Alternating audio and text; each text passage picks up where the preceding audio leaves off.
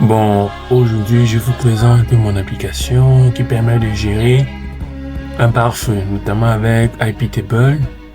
Là, vous voyez l'interface d'utilisation avec l'assistant IA. Donc là, nous allons taper une petite requête pour voir comment est-ce que le boot IA fonctionne. En lui demandant, par exemple, quelles sont les machines connectées sur notre réseau. Et là, on n'a plus qu'à attendre que le bot réponde et on voit bien la réponse de l'IA.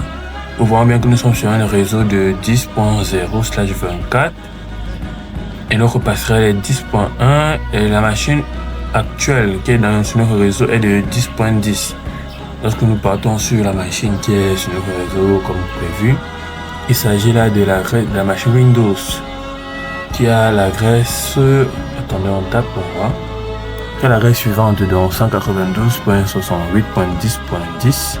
C'est là donc notre machine qui est sur notre réseau, connectée à notre réseau.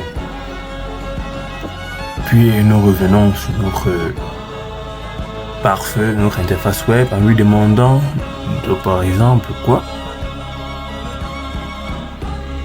d'autoriser l'accès Internet à cette machine, par exemple. Parce que vous voyez, la machine Windows n'a pas accès à Internet pour le moment. Là, nous demandons donc à notre IA de lui autoriser l'accès à Internet à la machine. Donc là, nous aurions pu également faire cette action sur les tables filtres et les tables NAT, par exemple. Mais nous essayons de pratiquer l'automatisation, notamment avec l'utilisation de l'assistant IA qui gère notre pare-feu sous commande, sur notre commande. Là, nous lui avons demandé d'autoriser l'accès à Internet. Vous voyez là maintenant, ça nous donne une petite explication, ce qui a été fait et la commande réalisée.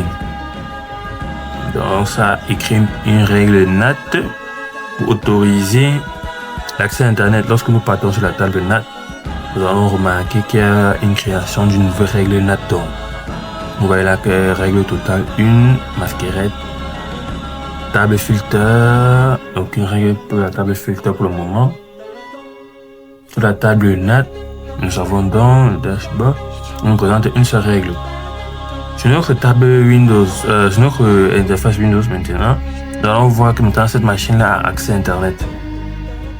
Si on fait le ping vers Google, cette machine-là a donc accès à Google. Donc elle peut aisément naviguer sur Internet. Si on passe sur YouTube, vous allez voir qu'on peut également naviguer aisément sur YouTube et toutes les autres applications.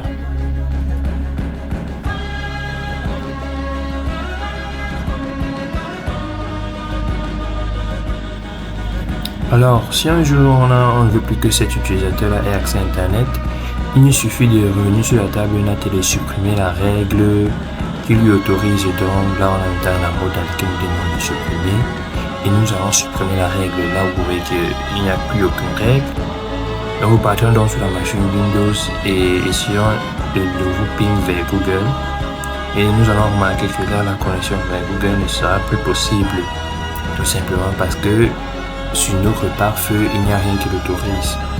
Et ça, c'est même une petite partie, car on n'aurait aussi pu lui accorder l'accès à Internet, mais restreindre l'accès sur certains sites. Donc, voilà un peu pour le projet. Donc, si vous voulez le tuto complet ou la vidéo complète, n'hésitez pas à le demander en commentaire et je me ferai un plaisir de vous montrer le tuto complet.